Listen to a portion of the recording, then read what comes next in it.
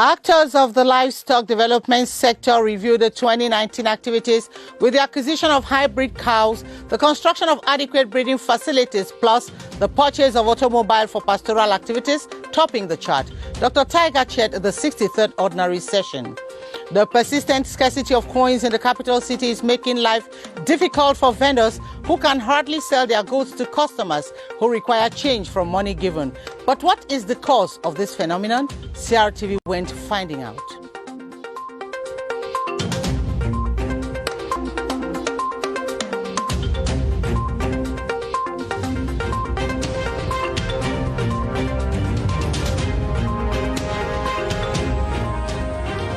Good evening. This is the 7:30 news in Yaounde with me, Gladys Tata.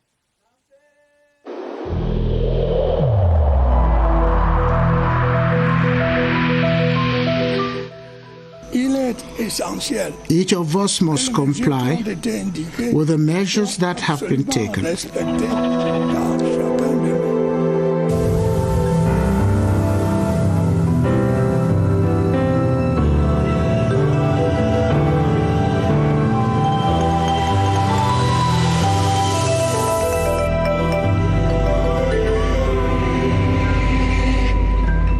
Welcome back. The midterm performance and budget execution of the Livestock Development Fund for the North, CDEN, has been examined during the 63rd ordinary session, presided at by the board chair, who doubles as the Minister of Livestock, Fisheries and Animal Industries, Dr. Tiger. The members said the objectives of the fund have been attained to a larger extent despite the COVID-19 pandemic. Salas Quine with the details in Yaounde. The session, chaired by the Minister of Livestock, Fisheries and Animal Industries, Dr. Tiger, discussed issues of the development of the livestock industry in the northern regions, well known for livestock raising activities. Board members and participants reviewed reports on the status of the implementation of the 2019 budget. The 2019 budget stood at 1.29 billion. We spent 900 million on animal feed. We acquired a bus for our various pastoralist activities. And to limit imports, we built breeding stalls, 7 boreholes, a demonstration farm, and bought 8 dairy cows. The 2020 midterm performance and budget execution were also examined during the session. The budget, which was adopted in December, stands at 1.3 billion. We've earned a revenue of 700 million as of now. The Livestock Development Fund for the North was created in 1966 to help enhance cattle rearing activities, improve the overall health of animals, increase the export of potential beef, and offer real protection for livestock farmers in this part of the country. Chicken has become a luxury commodity for Yaounde city dwellers due to a hike in price. This has been blamed on the current health pandemic, which has made chicken scarce in the face of high demand. CRTV's Alice Mbe was at the Mvogara chicken market in Yaounde and reports that an average chicken has moved from 3,000 CFA francs to 4,500 francs. This is the Vogada market. Chicken baskets are bare. Business is winding up for many fowl traders who are pointing a finger on the closure of borders as one of the COVID-19 restrictive measures. It is because of the COVID-19 pandemic that chicken is very scarce in the market. Most firms are closing up. You can see that the baskets are empty. As a result, chicken prices have skyrocketed. At first, chicken could be sold for 2,500 upward, but now it is sold as from 3,500 upward. At first, we could get a chicken for 3,000 and 3,500, but today the prices are very high. The smallest chicken is sold as from 4,500. Affiliated businesses like egg trade have also felt the lash. The egg market is becoming very difficult. At first, we could sell 400 cartons of eggs per week, but now to sell 100 cartons in a week is very difficult. With the difficult situation, the traders are on their tiptoes. They have to keep surviving now that the trader puts food on their table is tied up. And on to this lead story, the scarcity of coins in the capital city, Yaounde, is having negative effects on sales in markets and shopping centers, a situation which vendors say has pushed them to resort to buying coins at a percentage. Romeo Kenyi has been investigating. Here are his findings. David Foting mostly generates coins like this from his daily business of ice cream. Lately, he has been unable to gather the quantity he used to have in the past. My business has not been earning me coins like before. I used to have coins of 500,000 CFA francs or even $1 million per day. Like David, Maringo has been having tough times with her clients because of the scarcity of coins. We really face difficulties because of coins. For example, a customer will come with 1,000 francs, he wants to buy food for 800. We don't have 200 francs, so actually the customer will go. As a remedy to this economic situation, many petty traders in Yaounde are now forced to buy coins. I sell them to supermarkets and some individuals. At times we even buy coins. They will give you coins for 9,500, for 10,000. Most of the times we are working at a deficit. At a time traders complain that the scarcity of coins has drastically slowed business, they are also pleading on government to find a long-lasting solution to this unpleasant phenomenon. Over in Adamawa, Urban Development and Housing Minister Celestine Kecha-Kotes says she is satisfied with the social housing scheme and other infrastructure in Yaounde. She made the appraisal on the first lap of a working visit, which will carry her to the 3 northern regions. Noea Ben Modika completes that story from CRTV Adamawa.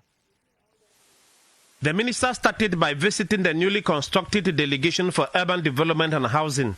With a total of 92 offices, she proposed to Governor Kudadi Tageke Bukar the idea of sharing with other services in need. Minister Kecha-Kotes was then taken on a guided tour of the 100 social lodging facility for Yaounde, which is now completed as the Cameroon Real Estate Corporation is working on attribution formalities.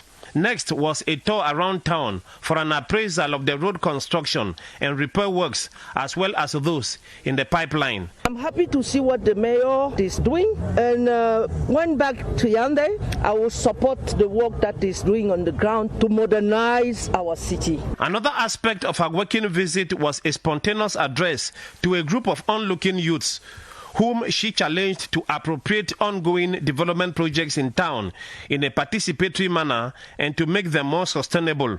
She also paid a courtesy call on the Lamido, His Royal Majesty Muhammadu Hayatu Isa.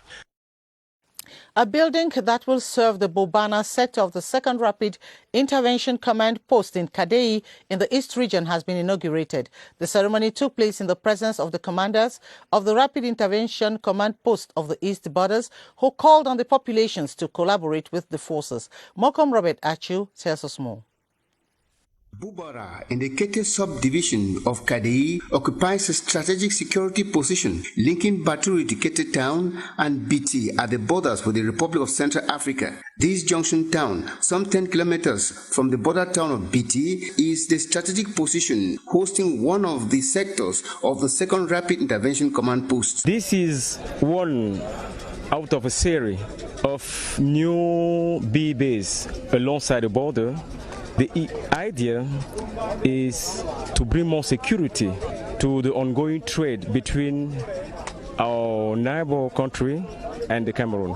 The land on which the building is constructed has been offered by the traditional rulers of that locality. Before cutting the ribbon to officially inaugurate this security edifice, the divisional officer for Kete exhorted the inhabitants of Bubara and Kete subdivision in general to collaborate with the Rapid Intervention Battalion, whose presence is to ensure the security of people and their properties. On his part, Major Onambele Mendugagi, Deputy General Inspector and Controller of B, congratulated the population and instructed the B elements on how to satisfactorily carry out their mission. The ceremony brought together all the commanders of the 4 Rapid Intervention Command Posts of the East Borders of Cameroon to join their colleagues of the 2nd Command Post in the East region.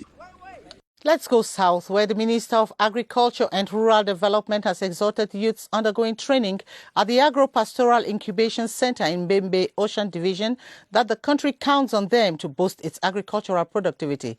Minister Gabriel Bairobe was speaking at the end of a 2-day working visit in the Ocean Division, as you tell us, Cyril Nwazeke in Kribe. At the Mbebe Agro-Pastoral Incubation Center, the over 300 youth undergoing a specialized form of training in agriculture received words of encouragement from Minister Gabriel Mbaye-Robe, who urged them to be serious as Cameroon counts on them to boost its second-generation agriculture. I've seen many youth. They are very, very committed to do a good job around the town. Especially, to fight against hunger and ensure food security. After visiting the technical platforms and the plantain farm, which in future will satisfy the high demand in plantain in Cameroon, the minister said the partnership with the Kribi Port Authority is timely. What I saw this afternoon, I can go back with the confidence that something will be done in this area. To facilitate the work of some youth who passed through the center and emulate the example of Ambassador Tony Obam, motorcycles and computers were offered them. Words of encouragement also went to workers of the Kienke estate as a way to tell them agriculture is the bedrock to the country's development. Members of the Patriotic Youth for Paul Biya Japabi have been sensitizing traders of the Mbalmayo market on how to check COVID-19. The sensitization caravan also distributed anti-COVID-19 kits to the vendors with calls for them to bar the way to the killer pandemic. Victor Siga is just back from Mbalmayo with this report. It is with great enthusiasm that vendors in Mbalmayo welcome the initiative for the fight against the coronavirus. Touring the different corners of the central town, the association distributed face masks, soap and hand-washing buckets. The population was drilled on barrier measures such as physical distancing, the wearing of face masks and hand-washing. Population in Mbalmayo are not respecting anymore the measure prescribed by the government, and we are very disappointed. We want to advise them that the pandemic is not finished. We encourage them to respect the measure prescribed by the government. That is the way that we should exterminate the pandemic. The next move will be at Abombang in the Opanyong division of the Central Region. In a related development, the International Dynamic Oroko Ladies Network, an association of ladies of Meme and Indian origin in the southwest region of the country, has donated anti-COVID-19 kits to some localities in those two divisions. They say it is their own contribution in the national campaign against the pandemic. Gerard Nanji Eyambe has more. As part of their contribution in the fight against the coronavirus pandemic, daughters of Meme and Dian Division, under the umbrella of the International Dynamic Oroko Ladies Network, have reached out to some communities. The anti-COVID-19 kits were symbolically handed to the different community heads for onward distribution. We thought that we should reach out to our own community to assist our own population. Also, it's our own support to the national fight against COVID-19. The most important thing was to raise awareness, which we did alongside the health personnel who are in charge of that area. We told them that COVID-19 is real and that they should take every precaution. This includes two needy areas of Kombone Health Area in Meme Division, covering 11 communities, and Ilo Health Area in Jan Division, covering Ilo, Lue and Fungem, all Balondo villages. The revised establishment agreement between Cameroon and the Medical Foundation at Luchem has been signed in Yaounde. The document to renew the medical charity activities of the foundation in Cameroon was signed by the External Relations Minister Luchem Foundation. Charles Ebune tells us more.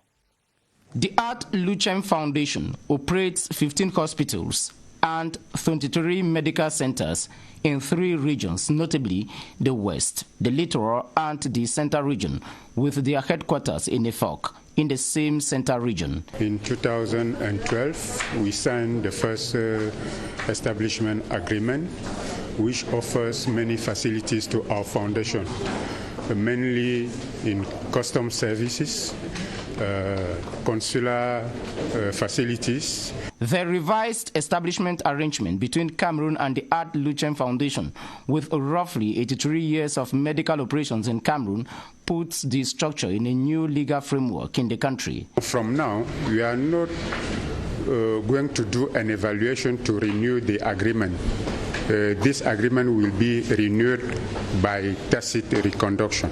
The new establishment arrangement is signed for Cameroon by External Relations Minister Mbela and on behalf of the structure by its chairperson, Chefak Madeleine.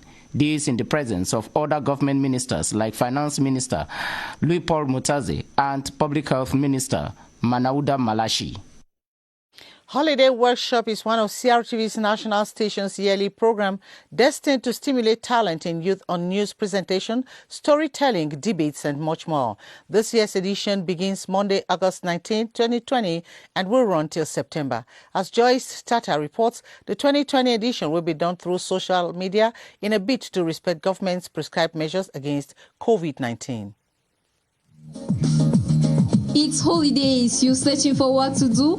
Don't worry anymore. CRTV's Holiday Workshop goes digital. The state broadcaster this year prioritizes the health and well-being of youths who want to keep busy while at home by making it possible for holiday makers to participate in the program through the social media platform WhatsApp. Earlier this month, a forum titled Vacances Utiles Digital was created to ease communication with this year's participants. They will have to send their feet online for the various slots of the program. 2 new slots have been introduced this year, notably Musical Request and My Top 5, where the kids could dedicate songs to loved ones, listening to them on the airwaves of the CRTV's national station. Laundry Simo and Mueli Sane Mokwenkeng will be the conductors of the 1-month journey, Mondays to Fridays at some 9 a.m.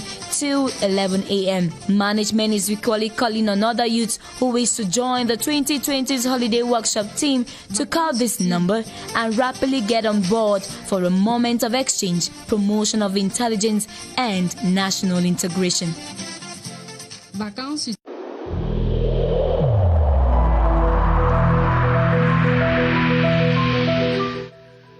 The wearing of face masks in public places will be mandatory until further notice.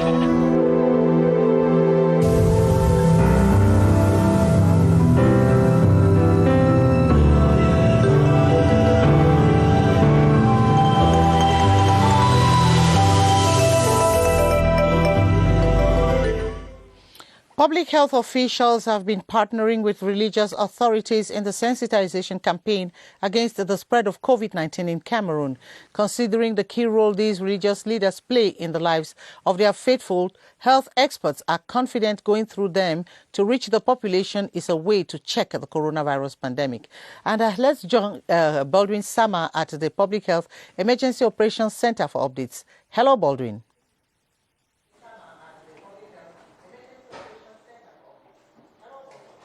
Good evening to you, Gladys Tata, and welcome. After this meeting between these public health experts and some religious authorities last 2 years at this emergency operations center, it was an opportunity for public health experts to remind these religious authorities of the key role they have been playing so far, and they have to continue playing in sensitizing the Christians as to them respecting these different outlined measures by the government to limit the spread of COVID-19 in the different churches and in the different mosques.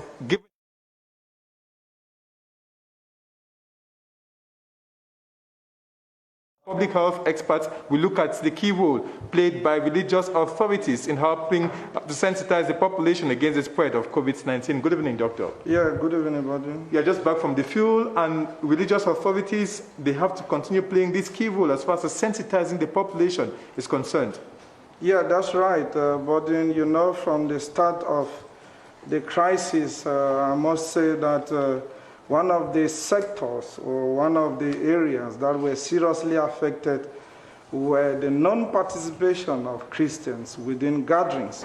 And again, religious leaders find it very difficult to digest this information of restriction that was limited only to 50 participants in a gathering. But I must tell you, many strategies were put in place in order to communicate their messages as well as sensitization, especially during when decentralization was effective. These leaders have been playing a very great role within the various media organs. Some have made it very possible to go public within their communities, as well as using social media to sensitize those who believe in each of the various religions, either in churches or in mosques. All this information have been rallying behind the barrier measures that have been very, very critical, as we've heard recently during the feast of the Ramadan, where imams were very tantamount for all the believers to respect these measures, as well as other religions. So we want to appreciate that we're not yet over.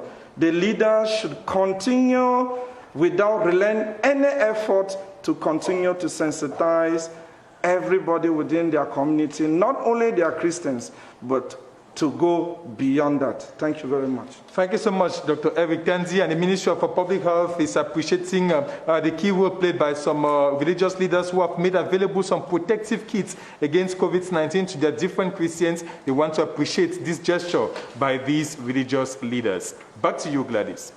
Thank you very much, Baldwin Sama, with our public health experts, Dr. Eric Kenzie. And in religion, again, the new moderator of the Église Presbytérienne Camerounaise Manoglan Sam constituency, Pastor Mandeng Emile Benjamin, has taken up function. He was installed during a highly attended ceremony presided at by the moderator of the Yaounde constituency, the Reverend Dr. Jacques Duclé Sab. Victor Siga reports.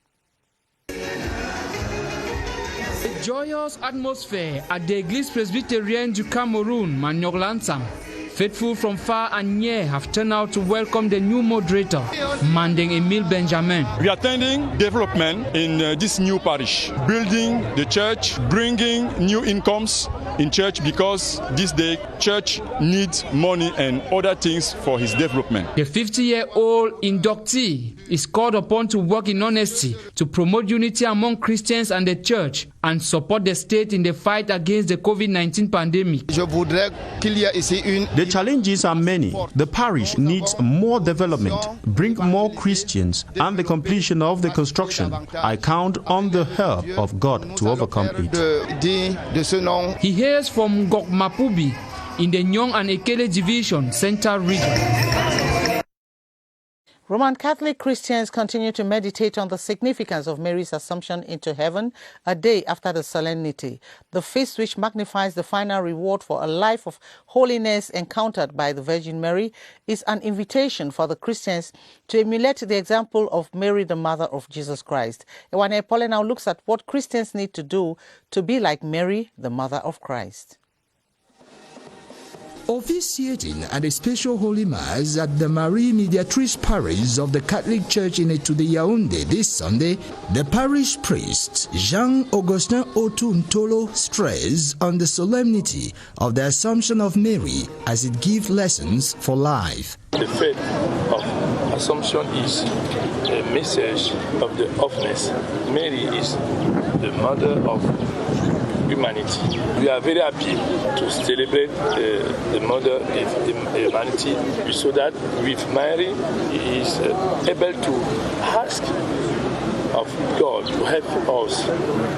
The man of God also reminded the Christians that the Feast of the Assumption points to the final reward for a life of holiness, by which, with Mary's special prayers and unfailing help to merit God's grace, we may arrive safely in the Father's home. The youth wing of the National Union for Democracy and Progress Party, NUDP, has been highlighting the role played and future of the youth in the party. The steering committee meeting in Kribi Ocean Division was chaired by the national president of the youth wing, Paul Mbafo.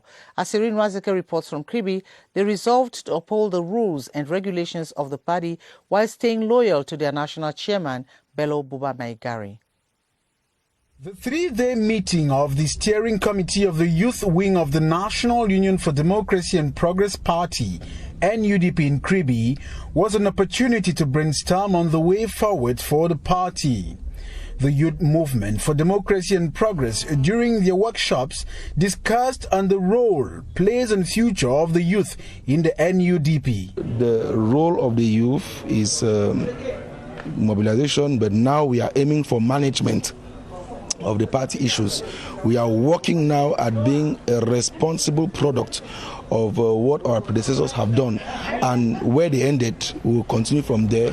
Saidu Maidadi, Communications Secretary of the party and mandated by the national president, Bello Buba Maigari, told the youth to respect the rules and regulations of the party. The place of women was also highlighted during the workshops. The youth were told to remain loyal and prepare for future political tussles as the party's elective congress comes up in 2022. The Banin people in Dikinimeki in the Mbamba and Enugu division of the Central region have expressed gratitude to the head of state, President Paul Biya, for reinstating their land's rights. This was during a ceremony that took place in Dikinimeki, attended by Serge Espoir Matumba, national president of Pure's party. Gerald Nanji tells us more. Take away their forest and they lost their identity. This statement best described the Banin people in Dikinimeki, a locality in Bam and Enugu division of the Central region. The head of state has taken a big decision, asking to withdraw. The decree was to put the Banin land into the government private ownership. Our population were forced out of this forest. Our ancestors are buried there. With their rights to land under threat restored by the head of state, they have every reason to express their gratitude. We are here to say thank you to the head of state. The Banin are happy. We would like also to tell him that he tried to somehow accompany the population in the movement going to their ancestors' lands. Serge Espoir Matumba, a son of the Mbam and Enugu who attended the ceremony to reinstate back their land rights, used the occasion to donate food items to some vulnerable Banin people. Our Discovery page tonight takes us into the cave and waterfalls in Bamendankwe, northwest region of the country. The gift of nature is suffering from underdevelopment and thus hardly receives any tourists. The socio-political upheavals in the region have also brought the tourism sector to its knees. Eric Wofo now takes us into the cave in Bamendankwe. It is situated on the slopes of Bamendankwe village. It drizzles into a nearby cave, producing soft sounds. The breathtaking scenery used to be a touristic destination in the past, but today the socio-political crisis has made it difficult for tourists to come here. The constant cutting down of trees in the forest has also affected the site. When this forest was still really thick, this waterfall used to fall and it was compared to Menchum water then, Menchum 4. But now it is draining because the eucalyptus trees are draining a lot of water. Then when we had natural trees here, this place was wonderful. The cave and waterfall are in need of attention for it to regain the status of a touristic destination. Various ministries should join their forces, their resources together and see how they can develop this place so that it will not only preserve or conserve the forest and the water, but it will also create job opportunities for the young people of this community. Away from the cave and waterfall, the Bamendankwe village is also endowed with forest, rocks and hilly slopes. And those beautiful images there from the northwest region draws the curtains on this edition of the 7:30 News. Thanks for watching. In under 30 minutes, you'll be in the company of Atta Badine Omar for the news in French. Ben Beno Pufon will be your host as from tomorrow and take the rendezvous with me from Friday. Until then, the technical crew join me in wishing you a pleasant week. Good night.